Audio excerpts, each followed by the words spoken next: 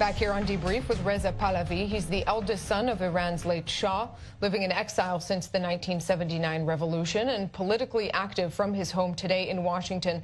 Mr. Pahlavi, we were beginning to speak about your vision for democratization in Iran in the future. I want to ask you first about the election we just saw. Hassan Rouhani was sort of described as an emerging voice of the opposition, at least relatively speaking. Were you encouraged by his victory?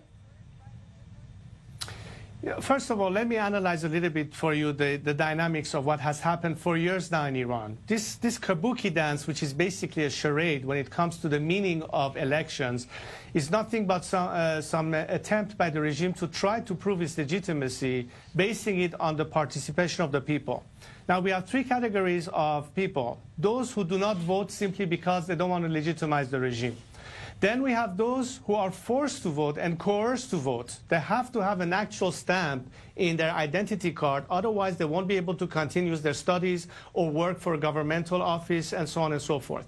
And third, there are those who try to somehow send a message, like almost a referendum of some kind, by saying that this vote is not necessarily pro-Rouhani, but it's a vote against the establishment, against Khamenei.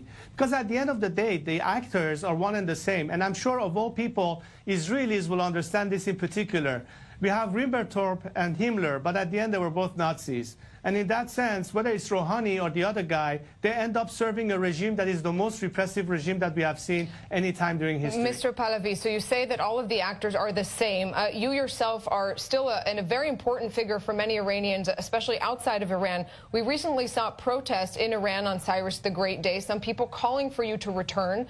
Can you envision that happening in the near future, in any future?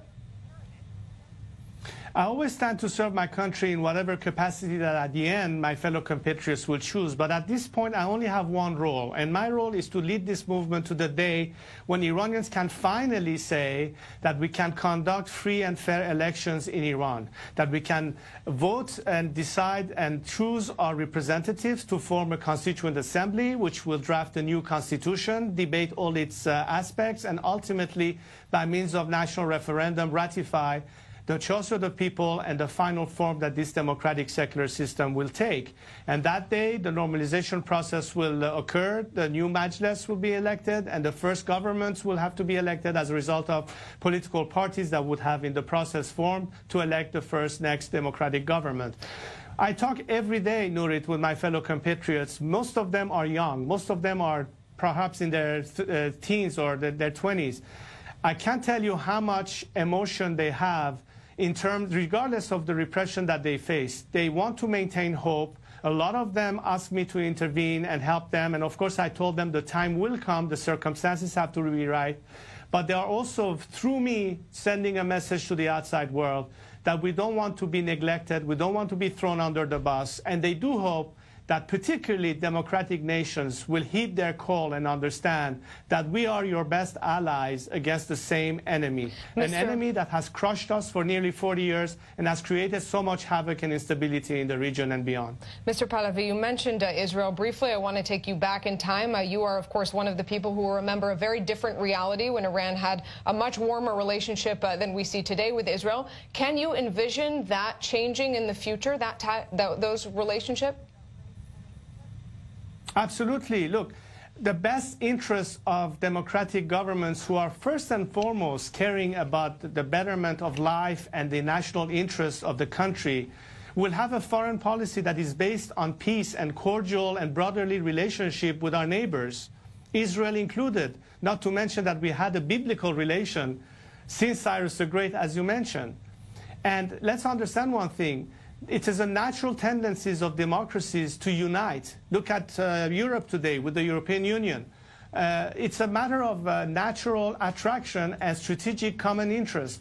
And it will be very difficult to argue against the fact that democratic nations will not work together towards more normalization, more liberalization, so long as we are able to eliminate the chief antagonists. And when the chief antagonists are eliminated, the whole region will breathe a sigh of relief, and we can finally focus on the real needs of our societies in every aspect. I must say that outside of politics, one of my greatest concerns is about the environmental crisis in Iran, water shortages, which is not limited to us but the whole region.